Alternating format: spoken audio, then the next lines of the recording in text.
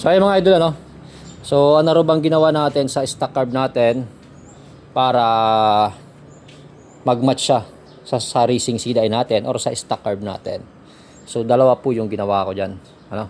Para maging maganda yung takbo ng motor natin dito sa kahit naka-stock carb lang tayo. So unang-una, nag-rejettings po tayo diyan. Ano, rejettings. Ang jettings po niyan, same lang po sa mga round carb. Hindi ko na po ginalaw yung pilot jet, yung main jet lang po. Ang jettings po nilagay ko dyan is 125. 125. So isipin nyo para no. Stock carb lang yan par, pero ang jettings niyan par, hindi tinipid. 125 po ang jettings niyan. And then yung spring, may spring po yan sa ibabaw, mahaba. Binawasan ko po ng 3 para mas maging aggressive masyado yung tulak ng piston pataas para hindi siya ganon sobra katigas. Ano? Ayan par. Kahit hindi ka magsilinyador yan par, one click yan. Yan nyo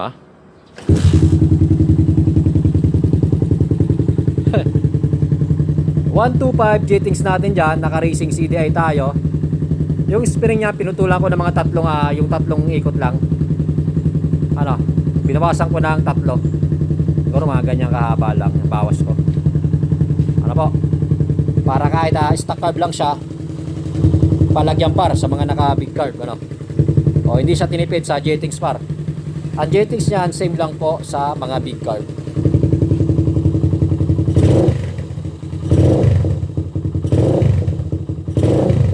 Kita mo, napaka-aggressive par. Aggressive ng throttle response niya.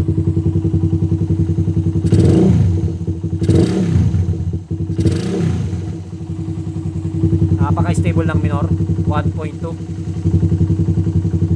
And then ang CDI natin ngayon, Power Max BRT Hyperband. Ayan, dalawang yan par, magandang combination yan. Kung sa stock CDI napapatakbo natin siya ng 146, ngayon na naka racing CDI tayo, hindi ko pa nasubukan, ano? Hindi ko pa nasubukan. Susubukan natin, tingnan natin kung ilan yung madadagdag sa takbo ng motor natin kapag ka naka racing CDI tayo, nagamit lang yung stock carb. Ano po? Ayan. So hindi pa natin nasusubukan yung takbo nito sa ibang motor na naka-stock carb lang tayo. Pero par mas dumudulo to kumpara dun sa 32mm natin. Kasi yung 32mm natin, napapatakbo ko lang siya ng 144, naka-racing CDI na tayo dun Show ano? Dun sa pag-friendly game natin. So ito, samantala itong stock carb natin na naka-stock CDI ako dati, 146. Oh, di ba? Tingnan niyo yung diferensya. Stock carb, stock CDI 146. Tapos yung 32mm natin, Showa CDI, umabot na tayo 144. Okay, susubukan natin. Stock carb, naka-racing CDI tayo na BRT Hyperband. Ano? Alright. Wait nyo na lang. At sana may maka-friendly game tayo, ano? Napaka-aggressive ng tunog par.